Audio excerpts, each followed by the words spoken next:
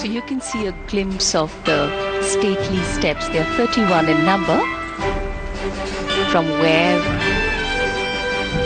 the president-elect and the president will descend in a short while from now as they come to the forecourt. And the stately pillars that you can see are also called Tuscan pillars.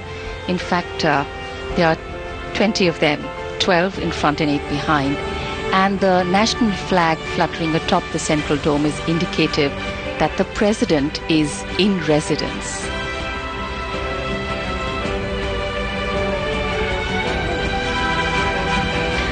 गुंबद की छत बाहर से कांसे की है, जो पहचान है दूर से ही राष्ट्रपति भवन की। इसका स्थापत्य इतना विशेष, दुनिया भर में अपनी निर्माण कला और स्थापत्य के लिए राष्ट्रपति भवन प्रसिद्ध है।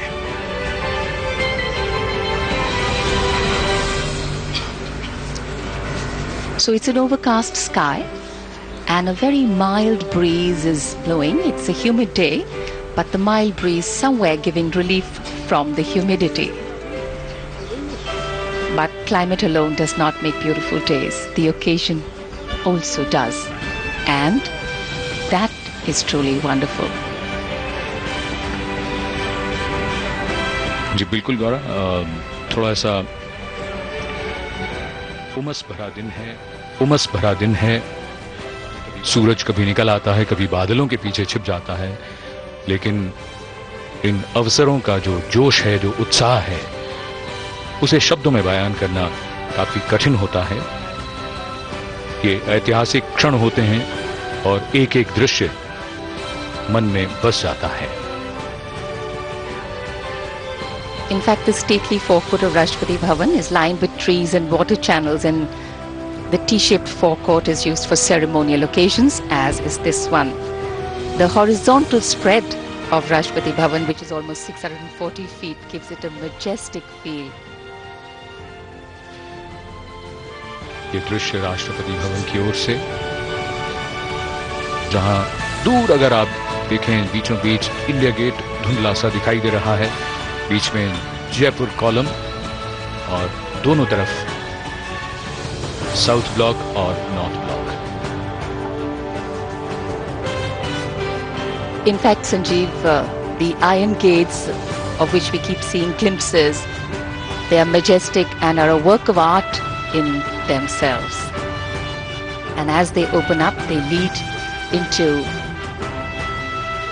the central area of the forecourt.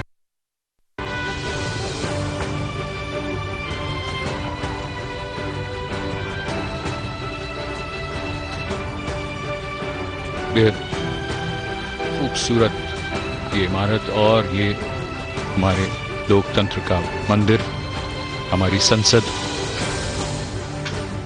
जहां के सेंट्रल హాల్ में కోవిందుడి పట్టాభిషేకానికి సర్వం సిద్ధమైంది. దేశ 14వ రాష్ట్రపతిగా కాసేపట్లో ప్రమాణ స్వీకారం చేయబోతున్నారు రామ్నాథ్ కోవింద్. ప్రమాణానికి ముందు ఆయన రాజ్ఘాట్ దగ్గర జాతిపిత మహాత్మా గాంధీ సమాధి దగ్గర నివాళులర్పించారు. సతీ సమేతంగా ఆయన గాంధీ సమాధిని దర్శించుకున్నారు.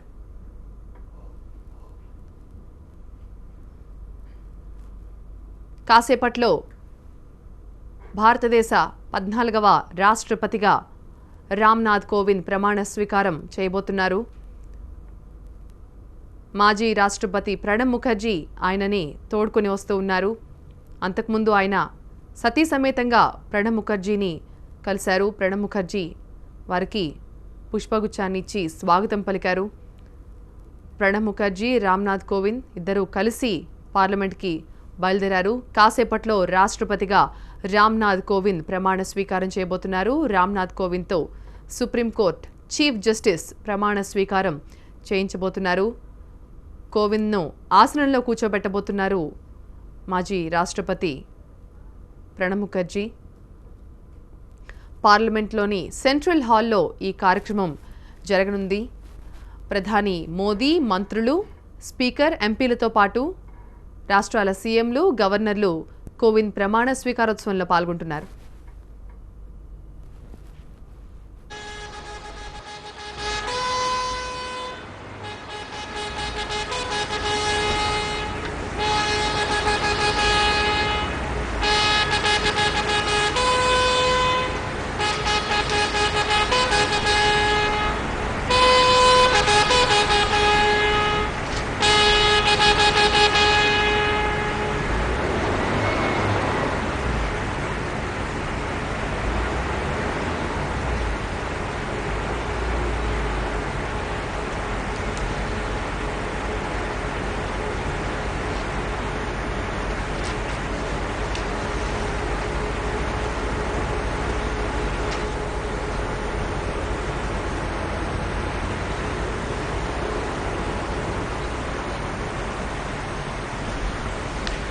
प्रस्थान कर रहे हैं राष्ट्रपति प्रणब मुखर्जी और नवनिर्वाचित राष्ट्रपति श्री रामनाथ कोविंद संसद भवन के लिए।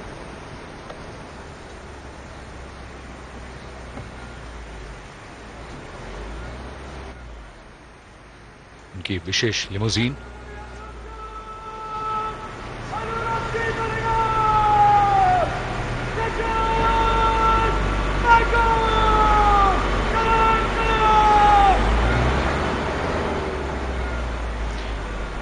राष्ट्रपति अंगरक्षक अपने कमांडेंट के नेतृत्व में राष्ट्रपति महोदय के साथ राष्ट्रपति भवन से प्रस्थान कर रहे हैं। So as the presidential limousine, escorted by the president's bodyguard, makes its way from the forecourt towards the central hall of Parliament, many thoughts going through the president-elect and the president's mind. This, of course, is the central portion, which is the Jaipur column here, and the cavalcade will skirt this, go around it. It's truly a masterpiece of architecture, the central column, also called the Jaipur column. Stands at a height of 145 feet at an approximate distance of 555 feet from the main gate. गौरव, बड़ा दिलचस्प होगा ये अंदाज़ा लगाना कि इस वक्त राष्ट्रपति प्रणब मुखर्जी जो निवर्तमान राष्ट्रपति हैं और नवनिर्वाचित राष्ट्रपति, दोनों के मन में क्या क्या चीज़ें चल रही होंगी। ये बड़ा भावुक क्षण होता है। Absolutely, Sanjeev. Every president, as he or she takes oath to this high office, reassures each and every Indian's faith in its leaders that the nation and the well-being of its people will come before any other ideology or agenda. Democracy places people first, and the people place some leaders first to protect, to lead, and enrich the fabric of the nation. As our outgoing President Shri Pranab Mukherjee said in his farewell address to the nation, he said, "My sacred text has been the Constitution of India, my temple has been the Parliament of India, and my passion has been the service of the people of India." Powerful words, very, very profound and very meaningful. Right in the center, of course, as we said earlier, you can see the Jaipur column designed by Sir Edward Lutyens and was sponsored by Maharaja Madhav Singh of Jaipur. It's made by sandstone topped by the Star of India emerging from a 5-ton bronze lotus and was installed in 1930.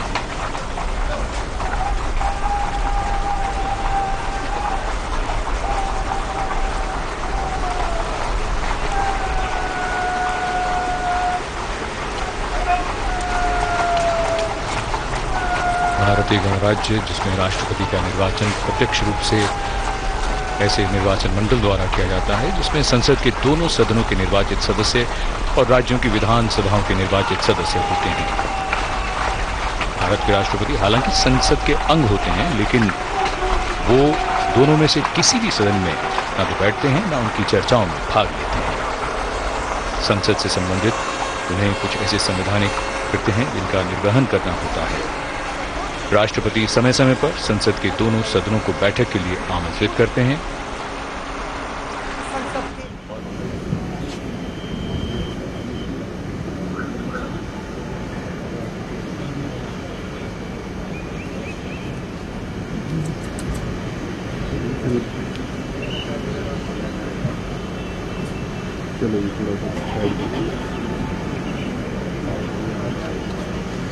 जी पीछे रहो भैया जी थोड़ा।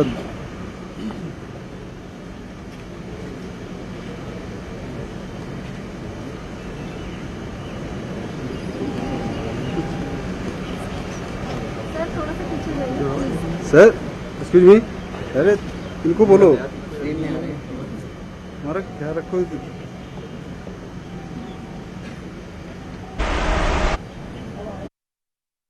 तंत्र में अपना विशिष्ट योगदान दिया।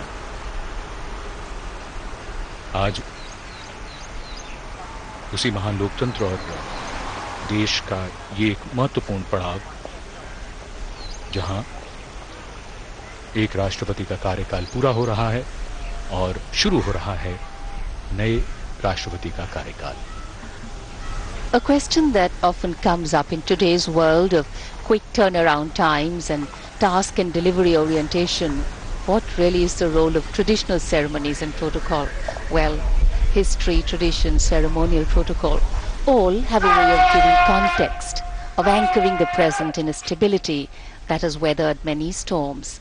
Institutions need to be nurtured organically, keeping the present in mind.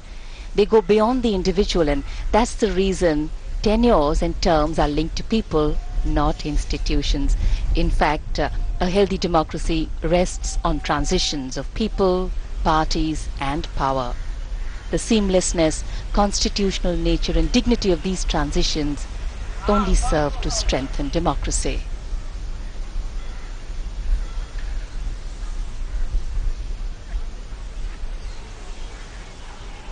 राष्ट्रपति प्रणब मुखर्जी का कार्यकाल कई दृष्टि से महत्वपूर्ण है।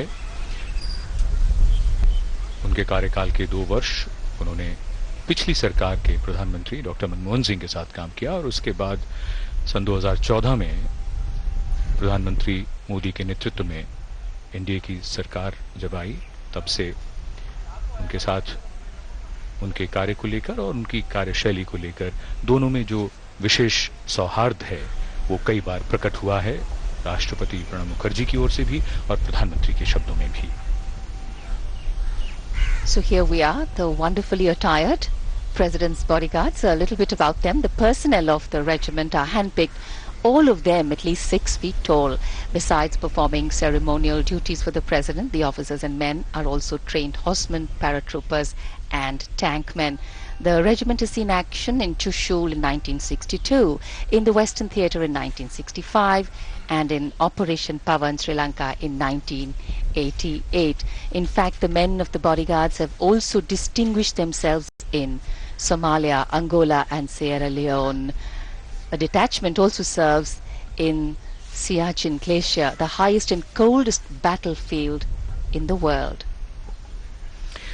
धीरे धीरे काफिला रायसीना पहाड़ी से उतरकर विजय चौक से मुड़कर संसद भवन के गेट नंबर 5 की ओर बढ़ता हुआ, जहां इनकी अगवानी के लिए इसमें राष्ट्रपति प्रणब मुखर्जी और नवनिर्वाचित राष्ट्रपति श्री रामनाथ कोविंद, उनकी अगवानी के लिए उपराष्ट्रपति और राज्यसभा के सभापति, लोकसभा अध्यक्ष, प्रधानमंत्री और अन्य गण्यमान्य व्यक्ति वहां उपस्थित होंगे।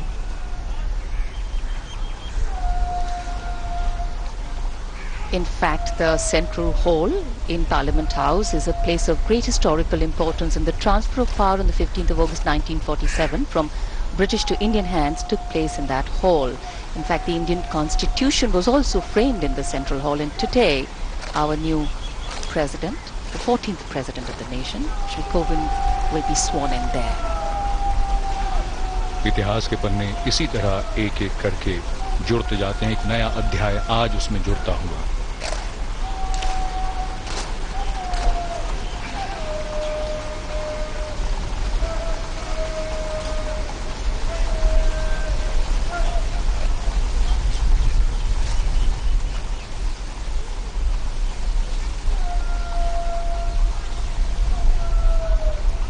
गौरव, एक नई शुरुआत जो प्रणब मुखर्जी ने राष्ट्रपति रहते हुए जो की, कि तब तक राष्ट्रपति के लिए महामहिम शब्द का इस्तेमाल किया जाता था, जो उन्होंने परंपरा बदलकर फिर उसको माननीय उन्होंने तब्दील किया।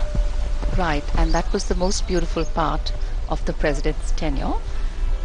He was a president, but also understood the institution and beautifully understood the current context of how the world is changing and so many things need to change. And here we're giving you a long shot of the limousine along with the president's bodyguard going into the gate at Parliament House. काफिला संसद भवन के द्वार से आगे बढ़ता हुआ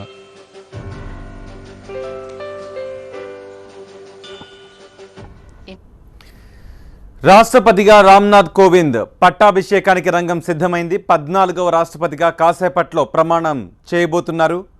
ఇప్పటికే రాష్ట్రపతి భవన్ నుంచి ప్రణబ్ ముఖర్జీతో కలిసి రామ్నాథ్ కోవింద్ పార్లమెంట్ సెంట్రల్ హాల్కు బయలుదేరారు. రాష్ట్రపతిగా రామ్నాథ్ కోవింద్ చేత సుప్రీంకోర్టు ప్రధాన న్యాయమూర్తి జస్టిస్ ఖేహర్ ప్రమాణం చేయించనున్నారు.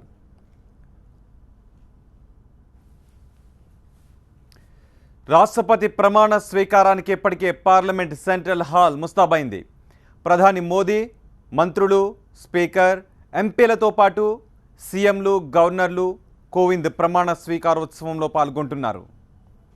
ప్రమాణ స్వీకారం కార్యక్రమం తర్వాత రైజనా హిల్స్లో కొత్త బాధ్యతలు చేపడతారు రామ్నాథ్ కోవింద్. ఆ తర్వాత గౌరవ వందనం స్వీకరిస్తారు.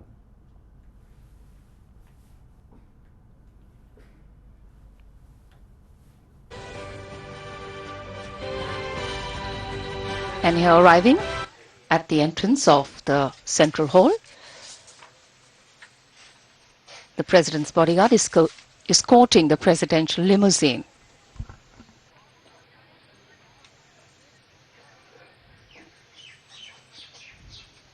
Slight sun seems to have come out, and of course perfect for capturing wonderful images, some of those we showed you earlier, panoramic shots. और धीरे धीरे वो महत्वपूर्ण क्षण अवसर नजदीक आता हुआ।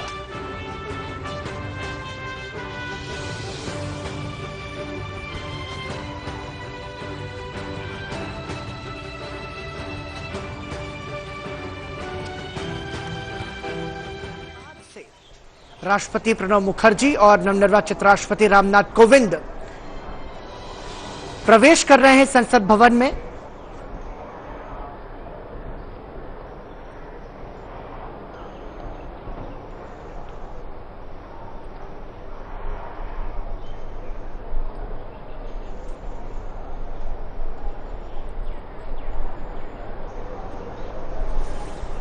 राष्ट्रपति प्रणब मुखर्जी की अगवानी, बतौर राष्ट्रपति प्रणब मुखर्जी का संसद भवन परिसर में यह आखिरी प्रवेश, और अब उनके सम्मान में सलामी दी जाएगी।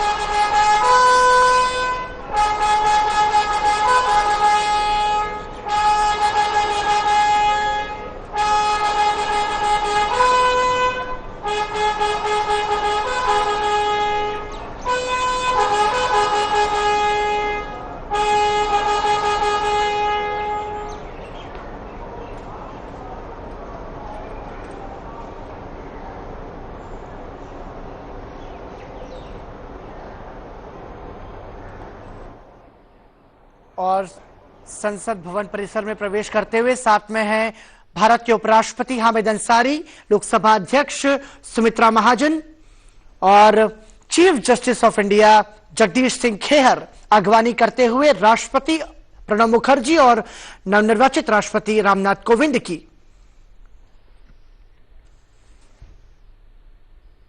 और यहां से सीधे संसद भवन परिसर के केंद्रीय कक्ष में पहुंचेंगे।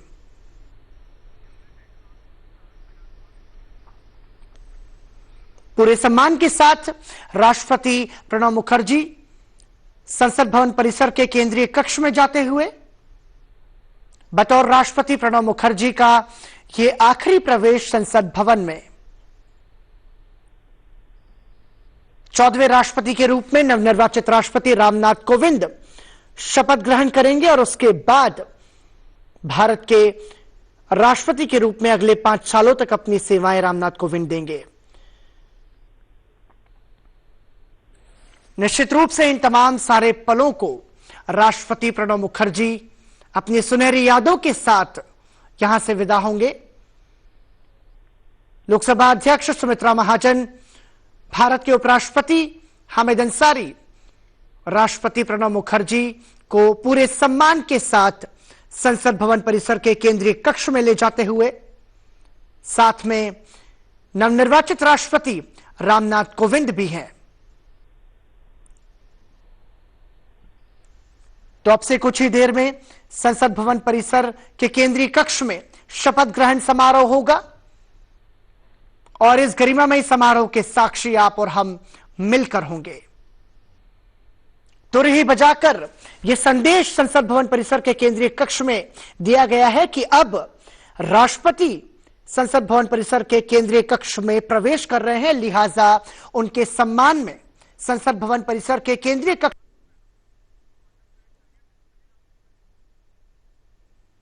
तो संसद भवन परिसर के केंद्रीय कक्ष में प्रवेश करते हुए राष्ट्रपति प्रणब मुखर्जी।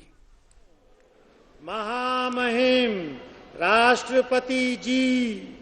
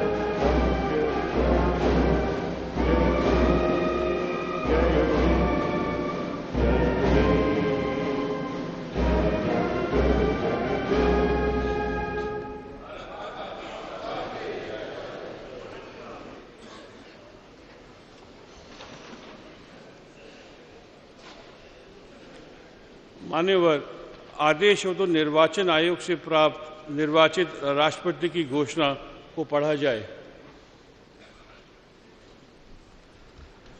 यतः भारत के संविधान के अनुच्छेद 324 द्वारा भारत के राष्ट्रपति के पद के निर्वाचन का अधीक्षण, निर्देशन और नियंत्रण भारत निर्वाचन आयोग में निहित है और यतः श्री प्रणब मुखर्जी की पदावधि की समाप्ति वर्ष 2017 के जुलाई मास के 24वें दिन तदनुसार शक संवत 1939 के श्रावण मास के दूसरे दिन होनी है और यतः भारत के राष्ट्रपति के पद को भरने के लिए संविधान तथा राष्ट्रीय और उपराष्ट्रपतीय निर्वाचन अधिनियम 1952 के प्रावधानों और तदाधीन बनाए गए नियमों और आदेशों के उपबंधों के अनुसार करा लिया गया है तथा इसका परिणाम घोषित कर दिया गया है। अतः अब भारत निर्वाचन आयोग ये प्रमाणित करता है कि वर्ष 2017 के जुलाई मास में के 20वें दिन तदनुसार शक संवत 939 के आषाढ़ मास में के 29वें दिन को श्री रामनाथ जी कोविंद भारत के राष्ट्रपति पद के लिए विधिवत रूप से निर्वाचित हो गए हैं।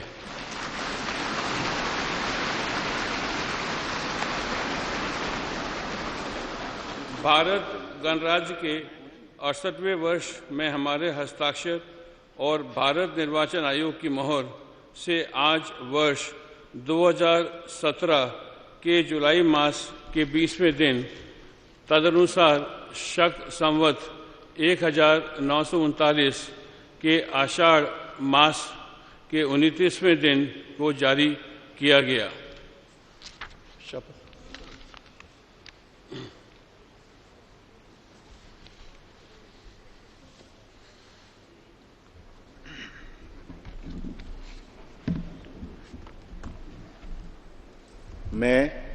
मैं ईश्वर की शपथ लेता हूं कि रामनाथ कोविंद ईश्वर की शपथ लेता हूं कि मैं श्रद्धापूर्वक भारत के राष्ट्रपति के पद का कार्यपालन करूंगा भारत के राष्ट्रपति के पद का कार्यपालन करूंगा तथा अपनी पूरी योग्यता से संविधान और विधि का परिरक्षण संरक्षण और प्रतिरक्षण करूंगा और मैं भारत की जनता की सेवा और कल्याण में निरत रहूंगा।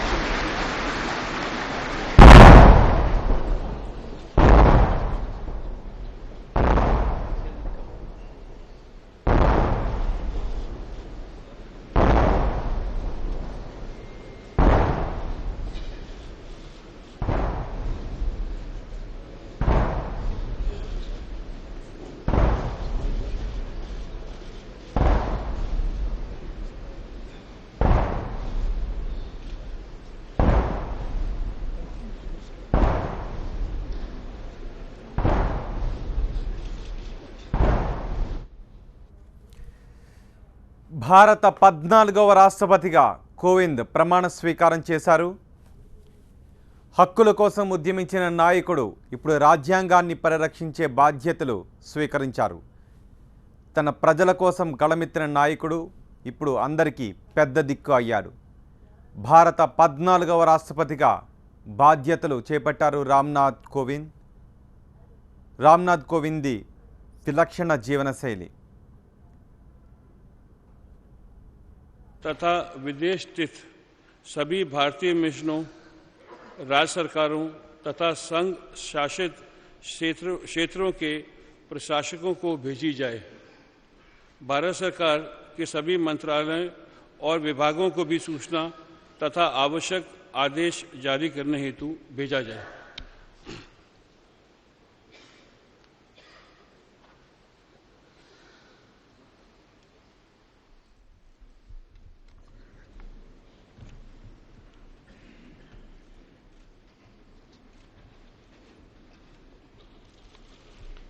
आदरणीय श्री प्रणब मुखर्जी जी, श्री हामिद अंसारी जी, श्री नरेंद्र मोदी जी, श्रीमती सुमित्रा महाजन जी, न्यायमूर्ति श्री JS खेहर जी, एक्सेलेंसीज, संसद के सम्मानित सदस्यगण, देवियों, सज्जनों और मेरे देशवासियों, मुझे भारत के राष्ट्रपति पद का दायित्व सौंपने के लिए मैं आप सभी का हृदय से आभार व्यक्त करता हूं।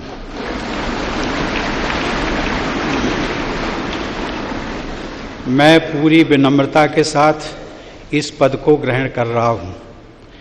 यहाँ सेंट्रल हॉल में आकर मेरी कई पुरानी स्मृतियां ताज़ा हो गई हैं। मैं संसद का सदस्य रहा हूं और इसी सेंट्रल हॉल में मैंने आप में से कई लोगों के साथ विचार विनिमय किया है।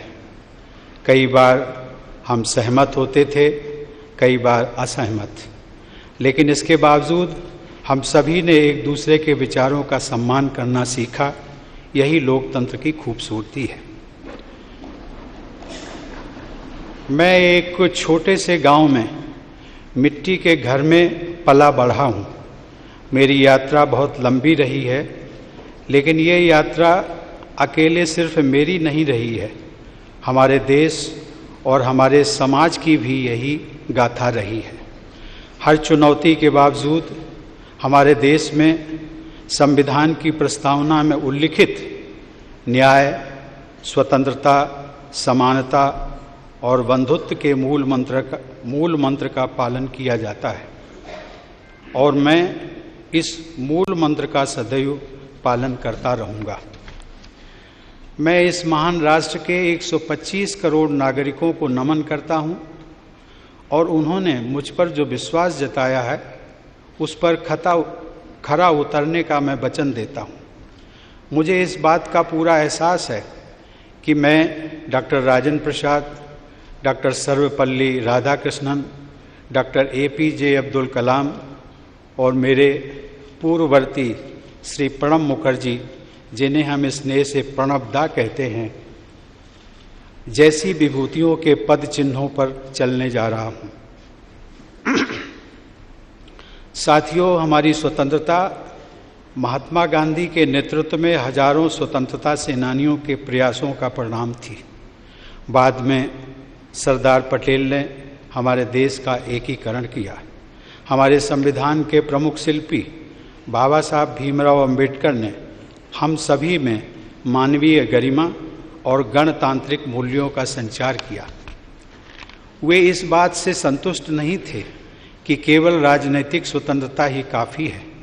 उनके लिए हमारे करोड़ों लोगों की आर्थिक और सामाजिक स्वतंत्रता के लक्ष्य को पाना भी बहुत महत्वपूर्ण था।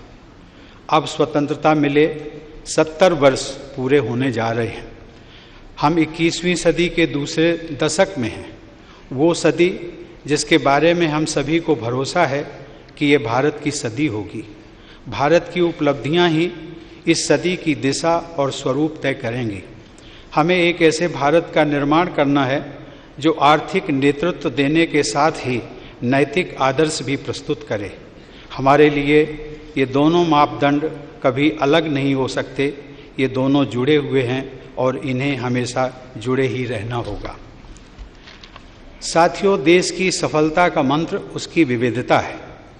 विविधता ही हमारा वो आधार है जो हमें अद्वितीय बनाता है।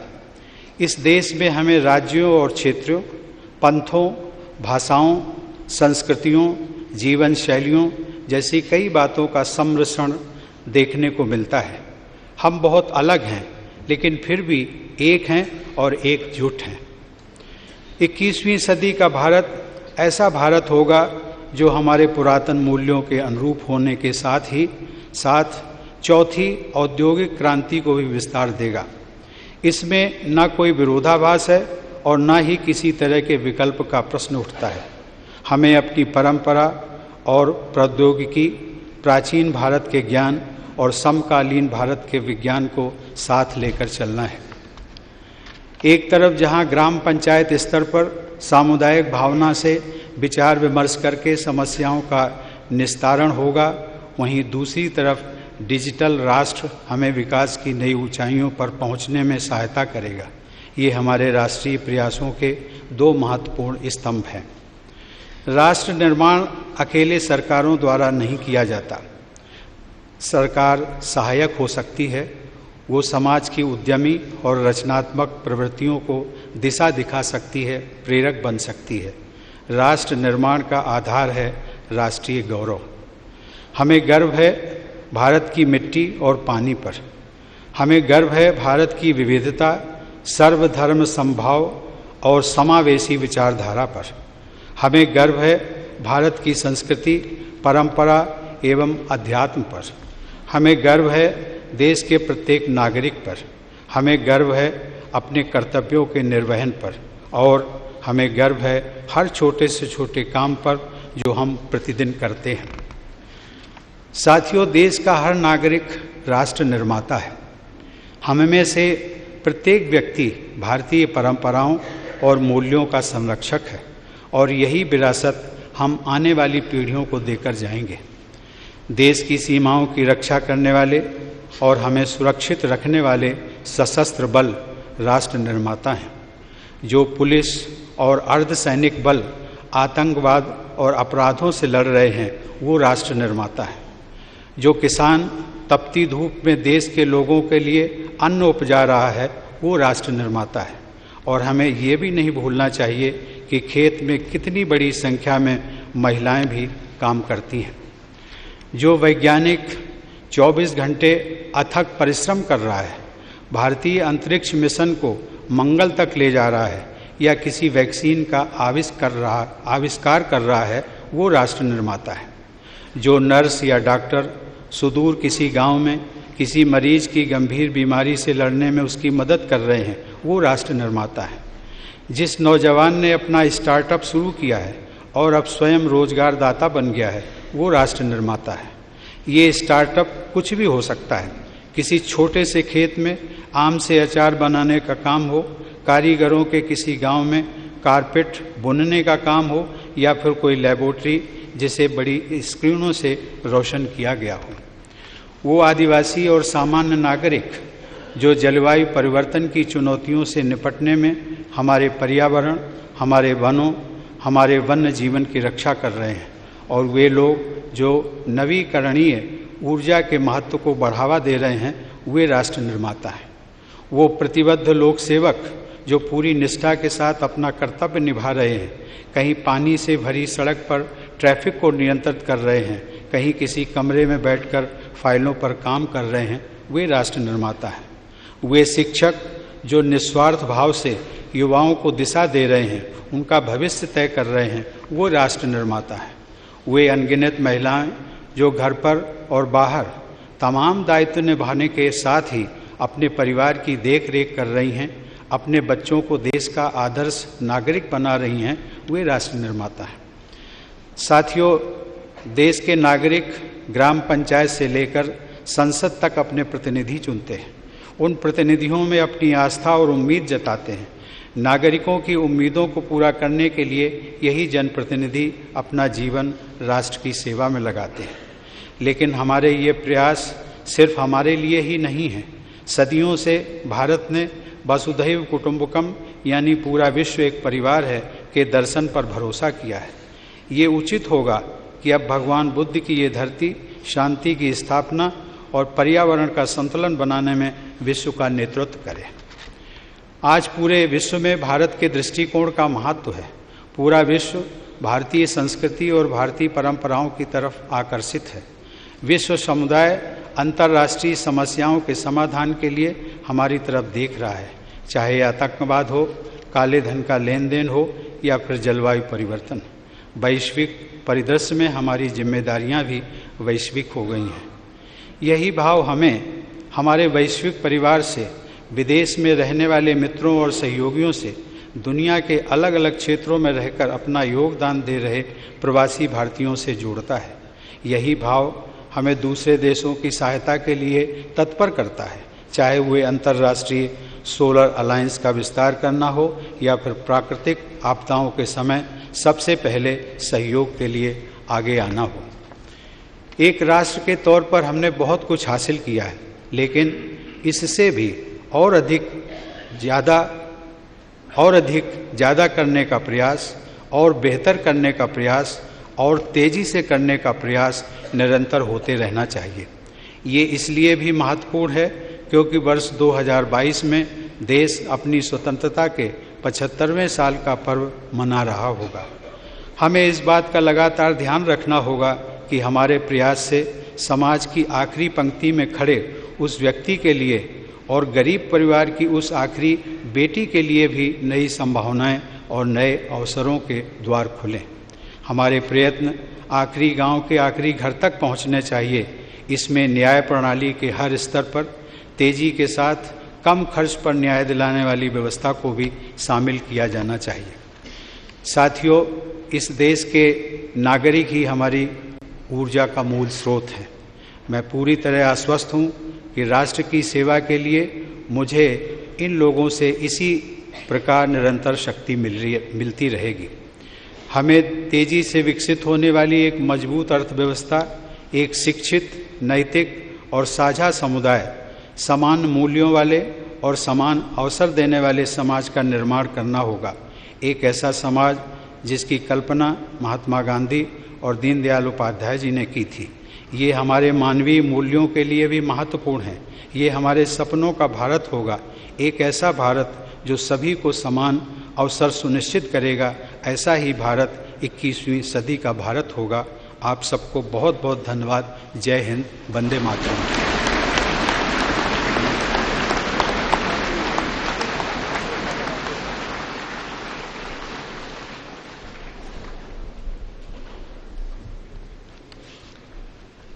Respected Rashtrapati Ji, you have just addressed the members of Parliament. With your permission, I will read the first and the last paragraphs of the English version of the address. The rest should be considered as read. Respected Shri Pranab Mukherjee Ji, respected Shri Narendra Modi Ji, Shrimati Sumitra Mahajan Ji, Shri Justice J.S. Kher Ji, Excellencies, Honourable Members of Parliament, ladies and gentlemen, and fellow citizens. I thank you for electing me to the responsibility, and I enter this office with all humility. Coming here to Central Hall has brought back so many memories. I have been a member of Parliament, and here in this very Central Hall have had discussions with many of you. Often we agreed, sometimes we disagreed, but we learned to respect each other, and that is the beauty of democracy. We need to sculpt high growth economy and educated, ethical and shared community and an egalitarian society as envisioned by Mahatma Gandhi and Deen-Dayal Upadhyay Ji. These are integral to our sense of humanism. This is the India of our dreams, an India that will provide equality of opportunities. This will be the India of the 21st century. Thank you very much. Jai Hind, Vande Mataram.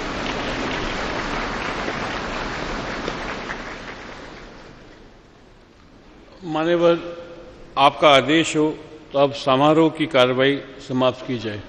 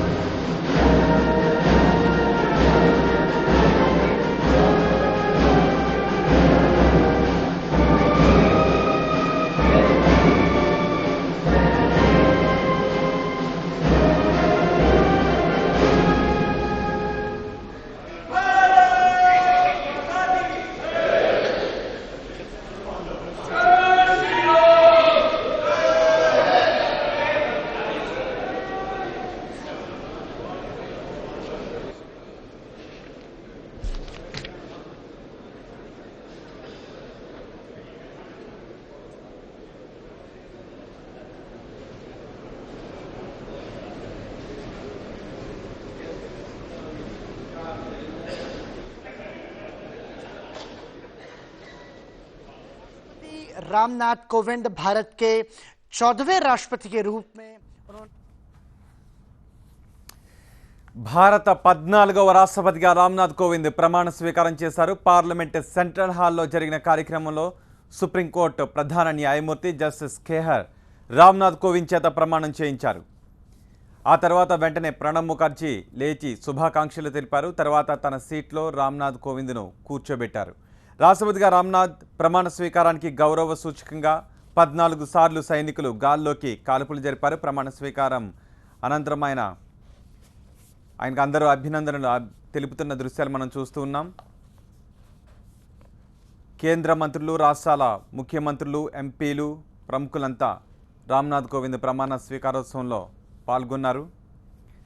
ప్రమాణ స్వీకార కార్యక్రమానికి ఉపరాష్ట్రపతి హమీద్ అన్సారీ, ప్రధాని నరేంద్ర మోదీ, కాంగ్రెస్ అధ్యక్షురాలు సోనియా గాంధీ, కేంద్ర మంత్రులు, తెలుగు రాష్ట్రాల ముఖ్యమంత్రులు, పలువురు రాజకీయ పార్టీల నేతలు హాజరయ్యారు.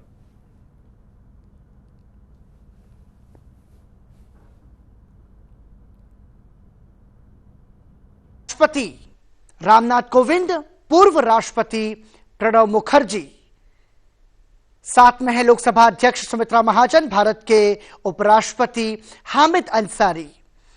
अब हम यह कह सकते हैं कि एक तरह से पूर्व राष्ट्रपति प्रणब मुखर्जी को विदाई दी जा रही है और इसका भी एक विशेष महत्व है। जब नवनिर्वाचित राष्ट्रपति शपथ ग्रहण के बाद पूर्व राष्ट्रपति को विदाई देते हैं, नए राष्ट्रपति पूर्व राष्ट्रपति को उनके घर छोड़ने जाते हैं। इस दौरान पूर्व और मौजूदा राष्ट्रपति एक बग्गी में सवार होकर पूर्व राष्ट्रपति को उनके घर छोड़ते हैं। लिहाजा इस बार रामनाथ कोविंद पूर्व राष्ट्रपति प्रणब मुखर्जी को 10 राजाजी मार्ग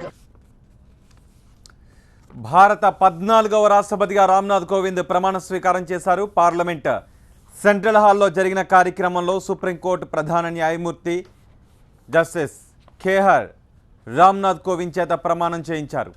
ఆ తర్వాత వెంటనే ప్రణబ్ ముఖర్జీ లేచి శుభాకాంక్షలు తెలిపారు. తర్వాత తన సీట్లో రామ్నాథ్ కోవింద్ను కూర్చోబెట్టారు. రాష్ట్రపతిగా రామ్నాథ్ ప్రమాణ స్వీకారానికి గౌరవ సూచకంగా 14 సార్లు సైనికులు గాల్లోకి కాల్పులు జరిపారు. ప్రమాణ స్వీకార కార్యక్రమానికి ఉపరాష్ట్రపతి హమీద్ అన్సారీ, ప్రధాని నరేంద్ర మోదీ, కాంగ్రెస్ అధ్యక్షురాలు సోనియా గాంధీ, కేంద్ర మంత్రులు, తెలుగు రాష్ట్రాల ముఖ్యమంత్రులు కేసీఆర్, చంద్రబాబుతో పాటు పలువురు రాజకీయ పార్టీల నేతలు కూడా హాజరయ్యారు. రాష్ట్రపతిగా ప్రమాణ స్వీకారం చేసిన తర్వాత రామ్నాథ్ కోవింద్ దేశ ప్రజలను ఉద్దేశించి ప్రసంగించారు. 125 కోట్ల మంది భారతీయులు తనపై ఉంచిన విశ్వాసాన్ని నిలుపుకుంటానని ఆయన అన్నారు. అంతకుముందు రాష్ట్రపతి భవన్ నుంచి ప్రణబ్ ముఖర్జీతో కలిసి రామ్నాథ్ కోవింద్ పార్లమెంట్ సెంట్రల్ హాల్కు వచ్చారు. రాష్ట్రపతి భవన్ నుంచి భారీ కాన్వాయ్తో బయలుదేరి వచ్చారు. పార్లమెంట్ సెంట్రల్ హాల్ దగ్గర రామ్నాథ్, ప్రణబ్ ముఖర్జీలకు లోక్సభ స్పీకర్ సుమిత్రా మహాజన్ స్వాగతం పలికారు. అంతకుముందు రామ్నాథ్ కోవింద్ మహాత్మా గాంధీ సమాధి దగ్గర నివాళులర్పించారు.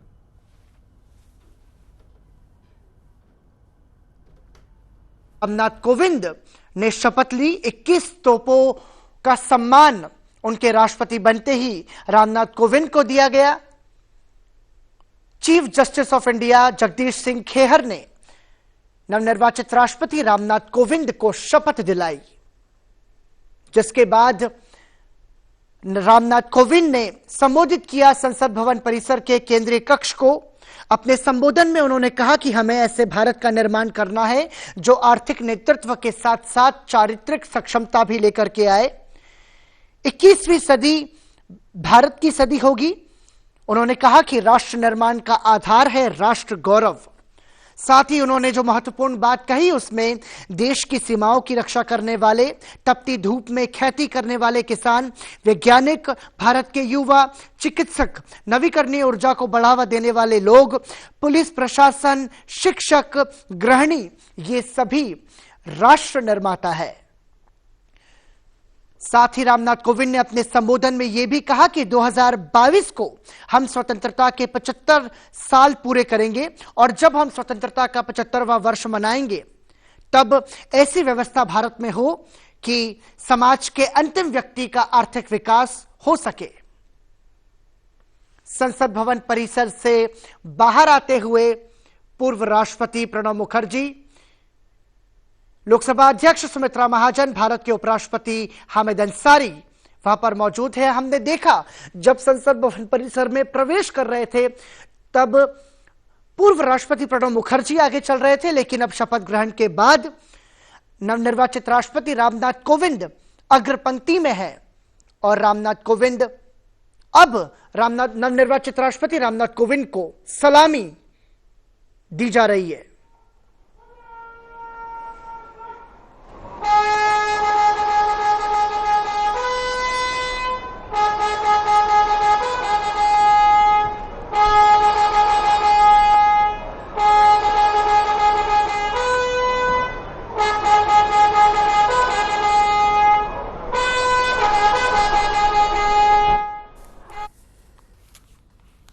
భారతదేశ 14వ రాష్ట్రపతిగా రామ్నాథ్ కోవింద్ పట్టాభిషేకం అనంతరం ఆయన స్వగ్రామంలో సంబరాలు చేసుకుంటున్న దృశ్యాలు మనం చూస్తూ ఉన్నాం.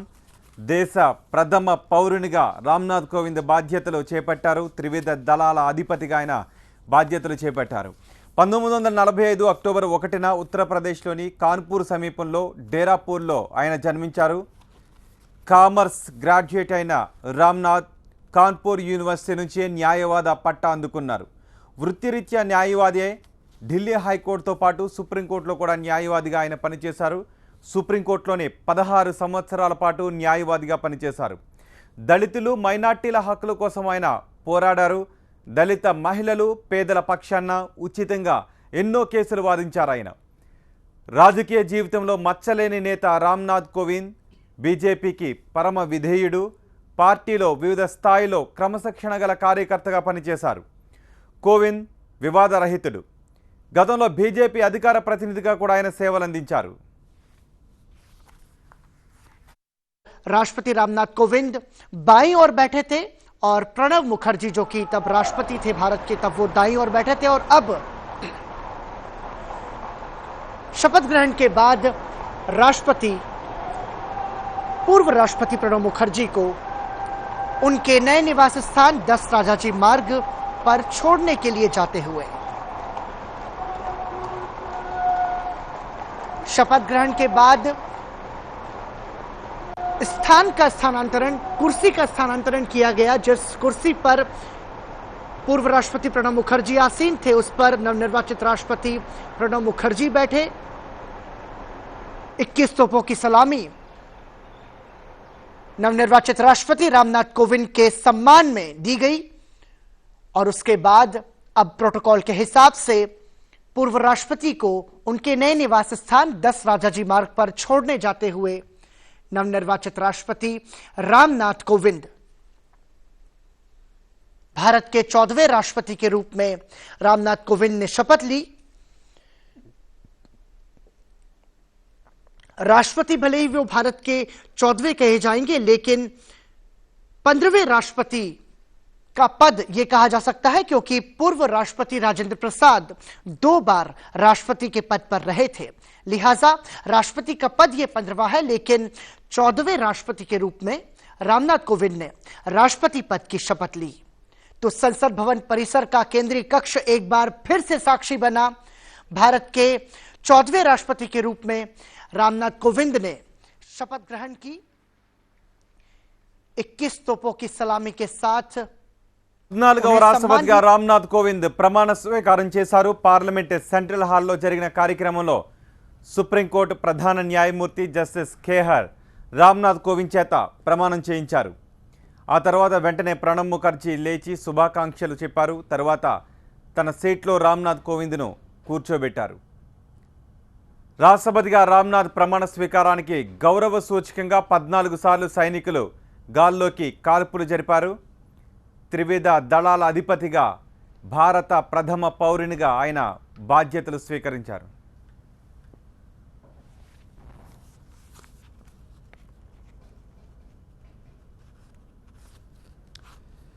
పార్లమెంట్ సెంట్రల్ హాల్లో ప్రమాణ స్వీకారం చేసిన అనంతరం రాష్ట్రపతి నివాసానికి తీసుకువెళ్తున్న దృశ్యాలు మనం చూస్తూ ఉన్నాం.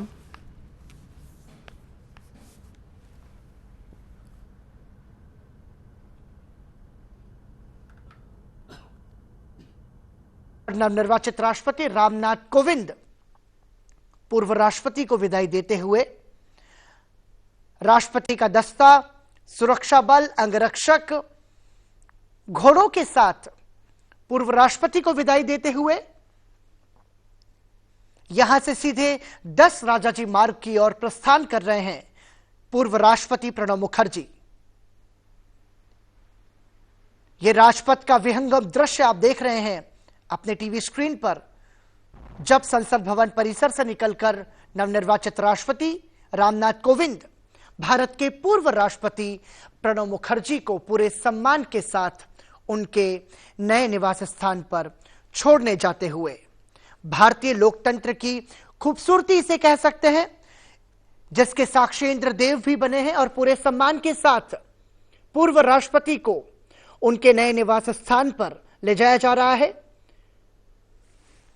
नवनिर्वाचित राष्ट्रपति रामनाथ कोविंद उन्हें विदाई दे रहे हैं, उनके नए निवास स्थान पर छोड़ने जाते हुए। भारत का हर नागरिक राष्ट्र निर्माण कर रहा है, यह संबोधन था नवनिर्वाचित राष्ट्रपति रामनाथ कोविंद का। उन्हें राष्ट्रपति निर्वाचित करने के लिए उन्होंने सभी को धन्यवाद प्रेषित किया।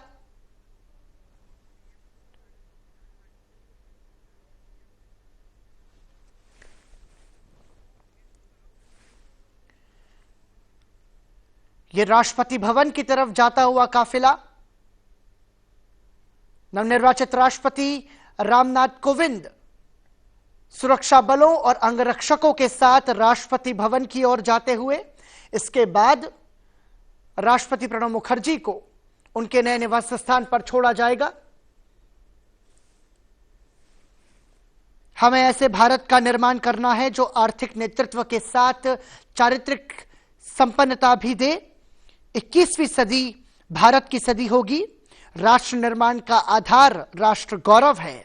भारत का प्रत्येक नागरिक राष्ट्र निर्माता है। देश की सीमाओं की रक्षा करने वाले हमारे जवान हमारे राष्ट्र निर्माता है। तपती धूप में खेती करने वाले किसान हमारे राष्ट्र निर्माता है। भारतीय वैज्ञानिक हमारे राष्ट्र निर्माता है। भारत के युवा हमारे देश के राष्ट्र निर्माता है। धरती पर ईश्वर का रूप माने जाने वाले चिकित्सक हमारे देश के राष्ट्र निर्माता है। नवीकरणीय ऊर्जा को बढ़ावा देने वाले लोग हमारे देश के राष्ट्र निर्माता है। हमारे देश के शिक्षक भारत के राष्ट्र निर्माता है। और घर परिवार को समृद्ध और संपन्न बनाने वाली और शिशु को एक सशक्त नागरिक बनाने वाली गृहिणी हमारे देश की राष्ट्र निर्माता है। यह कहना है नवनिर्वाचित राष्ट्रपति रामनाथ कोविंद का। साथ ही अपने संबोधन में उन्होंने कहा कि 2022 को जब हम स्वतंत्रता के 75 साल पूरे कर रहे होंगे, जब हम भारत की स्वतंत्रता का 75वां वर्ष मना रहे होंगे, तब ऐसी व्यवस्था देश में सुनिश्चित की जाए कि समाज के अंतिम पंक्ति में खड़ा होने वाला व्यक्ति आर्थिक रूप से संपन्न हो। हमारे देश के गरीब को उसकी बेटी बोझ न लगे, ऐसी आर्थिक संपन्नता हमें करनी होगी। यह कहना है नवनिर्वाचित राष्ट्रपति रामनाथ कोविंद का। झिलमिल फुहार के बीच नवनिर्वाचित राष्ट्रपति रामनाथ कोविंद बतौर राष्ट्रपति राष्ट्रपति भवन में प्रवेश करते हुए कई मायनों में भारत के राष्ट्रपति पद का महत्व है। संसद के दोनों सदनों का संरक्षक होता है राष्ट्रपति का पद। संसद के संयुक्त सत्र को भी संबोधित करता है राष्ट्रपति। పార్లమెంట్ సెంట్రల్ హాల్లో 14వ రాష్ట్రపతిగా రామ్నాథ్ కోవింద్ పట్టాభిషేకం జరిగింది. ఆయన ప్రమాణ స్వీకారం చేసిన తర్వాత మాజీ రాష్ట్రపతి ప్రణబ్ ముఖర్జీకి రాజాజీ రోడ్లో కేటాయించిన నివాసానికి తీసుకువెళ్ళి అక్కడ ఆయనకి వీడ్కోలు పలికి మళ్ళీ తిరిగి రాష్ట్రపతి భవన్కి చేరుకుంటారు. ఆ కార్యక్రమం ఇప్పుడు కొనసాగుతోంది. రాజాజీ మార్గ్లో మాజీ రాష్ట్రపతి ప్రణబ్ ముఖర్జీకి కేటాయించిన నివాసానికి ఆయన్ను తీసుకువెళ్తున్న దృశ్యాలు చూస్తున్నాం.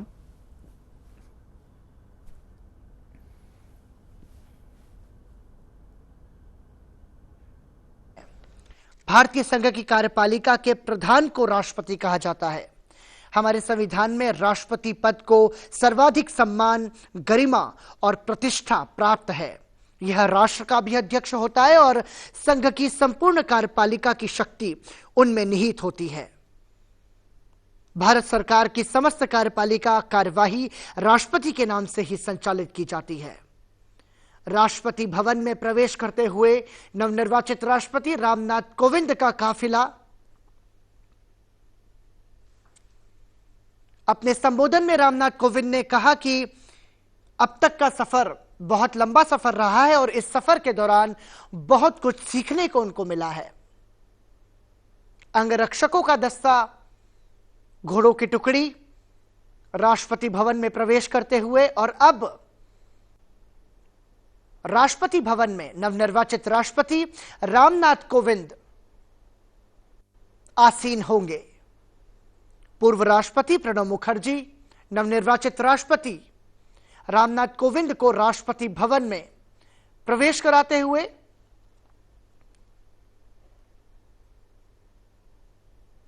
पूरे लाव लश्कर के साथ नवनिर्वाचित राष्ट्रपति का राष्ट्रपति भवन में प्रवेश 25 जुलाई 2017 यह ऐतिहासिक दिन है जब भारत के 14वें राष्ट्रपति के रूप में रामनाथ कोविंद राष्ट्रपति भवन में प्रवेश कर रहे हैं और अब से आने वाले 5 सालों तक के लिए बतौर राष्ट्रपति रामनाथ कोविंद अपनी सेवाएं देंगे और राष्ट्रपति के रूप में भारत का मान भी बढ़ाएंगे।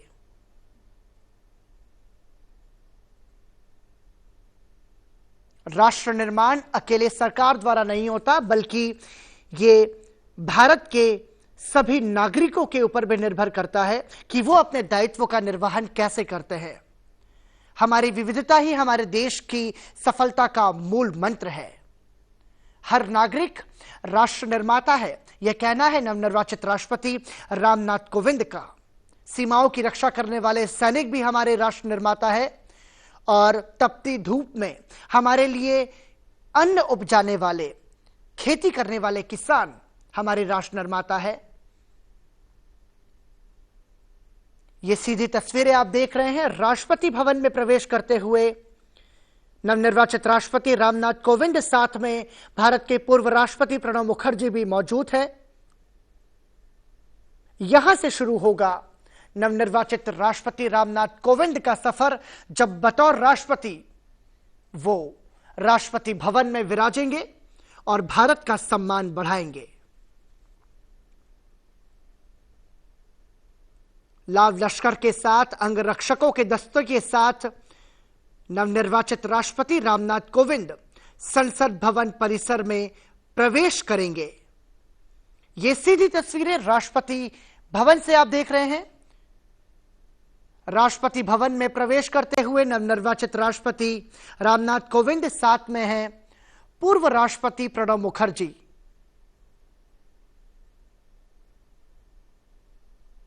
चौदहवें राष्ट्रपति के रूप में रामनाथ कोविंद ने राष्ट्रपति पद की शपथ ली और अब राष्ट्रपति भवन में प्रवेश करते हुए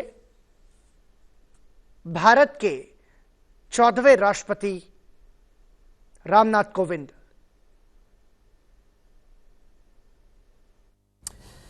పద్నాలుగవ రాష్ట్రపతిగా రామ్నాథ్ కోవింద్ అధికారికంగా రాష్ట్రపతి భవన్లోకి అడుగు పెట్టబోతున్నారు. ఇప్పుడే రాష్ట్రపతి భవన్కి ఆయన చేరుకున్నారు.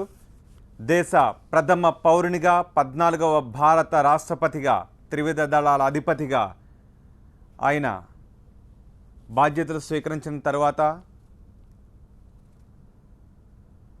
రాష్ట్రపతి భవన్లోకి మరికొద్దిసేపట్లో ఆయన అడుగు పెట్టబోతున్నారు. గౌరవ వందనాన్ని ఆయన స్వీకరిస్తున్నారు.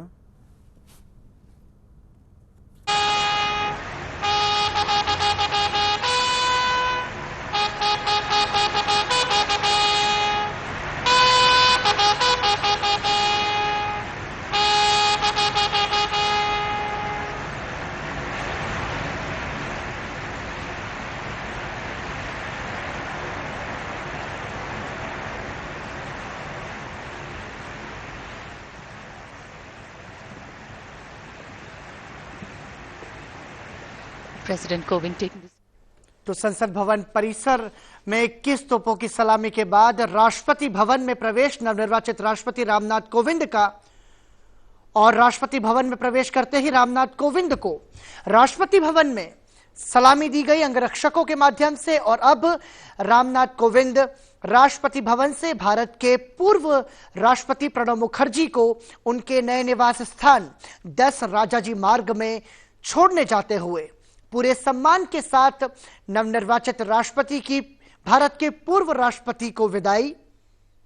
और राष्ट्रपति रामनाथ कोविंद अब राष्ट्रपति भवन में आसीन होंगे और भारत के पूर्व राष्ट्रपति प्रणब मुखर्जी 10 राजाजी मार्ग, जो कि उनका नया निवास स्थान है, वहां पर रहेंगे। राष्ट्रपति भवन से निकलते हुए नवनिर्वाचित राष्ट्रपति रामनाथ कोविंद पूरे सम्मान के साथ भारत के पूर्व राष्ट्रपति प्रणब मुखर्जी को उनके नए निवास स्थान 10 राजाजी मार्ग पर छोड़ने जाते हुए।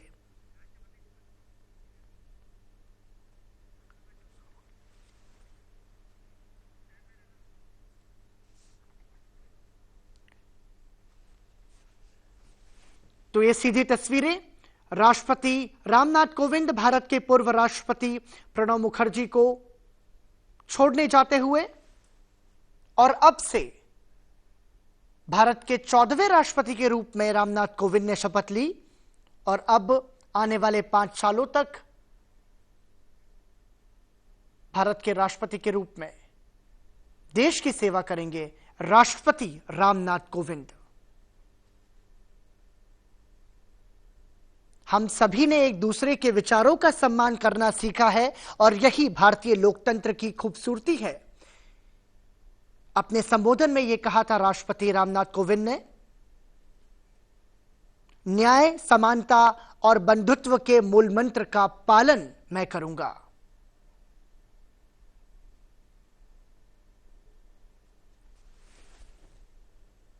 राष्ट्रपति रामनाथ कोविंद और भारत के पूर्व राष्ट्रपति प्रणब मुखर्जी।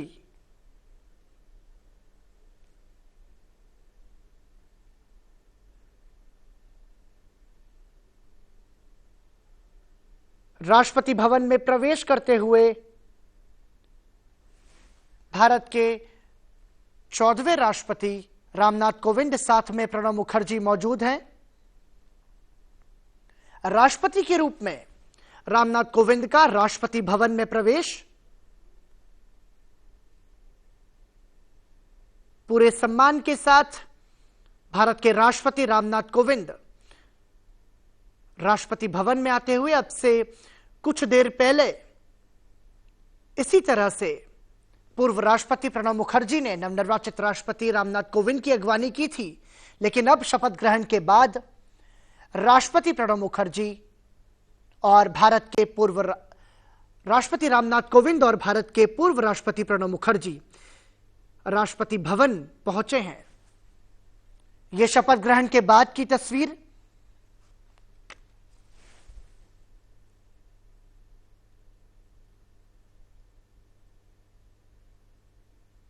और ये राष्ट्रपति भवन की सीधी तस्वीर। भारत के 14वें राष्ट्रपति के रूप में रामनाथ कोविंद ने राष्ट्रपति पद की शपथ ली। अपने संबोधन में उन्होंने कहा कि हमें ऐसे भारत का निर्माण करना है जो आर्थिक नेतृत्व के साथ साथ संपन्नता भी लाए। तो राष्ट्रपति रामनाथ कोविंद 14वें राष्ट्रपति के रूप में भारत के राष्ट्रपति पद पर आसीन हुए हैं। Chief justice of India JS Kher ने उन्हें राष्ट्रपति पद की शपथ दिलाई। इसके बाद कुर्सी का स्थानांतरण हुआ और उसके बाद संसद भवन परिसर में 21 तोपों की सलामी राष्ट्रपति रामनाथ कोविंद को दी गई। इसके बाद राष्ट्रपति रामनाथ कोविंद ने संसद भवन परिसर के केंद्रीय कक्ष को संबोधित किया। अपने संबोधन में उन्होंने कहा कि एक दूसरे के विचारों का सम्मान करना ही भारतीय लोकतंत्र की खूबसूरती है। साथ ही उन्होंने कहा कि न्याय, समानता और बंधुत्व के मूल मंत्र को ध्यान में रखते हुए मैं अपने पद का निर्वहन करूंगा। साथ ही उन्होंने कहा कि हमें ऐसे भारत का निर्माण करना है जो आर्थिक नेतृत्व के साथ साथ चारित्रिक संपन्नता भी लेकर आए। और उन्होंने कहा कि 21वीं सदी भारत की सदी होगी और जब 2022 को जब हम आजादी के 75 सालों का जश्न मना रहे होंगे, उस वक्त हमें ऐसे भारत का निर्माण करना है जब समाज के अंतिम पंक्ति में खड़े हुए व्यक्ति का भी आर्थिक विकास हो सके, भारत का हर नागरिक आर्थिक रूप से संपन्न हो और देश में शिक्षा को बढ़ावा दिया जाए और नागरिकों को एक दूसरे के विचारों को सम्मान करने की सीख दी जाए। साथ ही साथ नागरिक अपने अधिकारों के साथ साथ अपने कर्तव्यों का भी निर्वहन बखूबी करे। यह कहना था राष्ट्रपति रामनाथ कोविंद का। 14वें राष्ट्रपति के रूप में रामनाथ कोविंद ने शपथ ली और शपथ ग्रहण के बाद संसद भवन परिसर के केंद्रीय कक्ष को संबोधित करते हुए उन्होंने कहा कि यहां तक का सफर बहुत लंबी यात्रा। ప్రణబ్ కి రాష్ట్రపతి కోవింద్ వీడ్కోలు పలికారు. ఇక రాష్ట్రపతి భవన్లో వాళ్ళిద్దరూ ఆసీనులై మాట్లాడుకుంటున్నారు.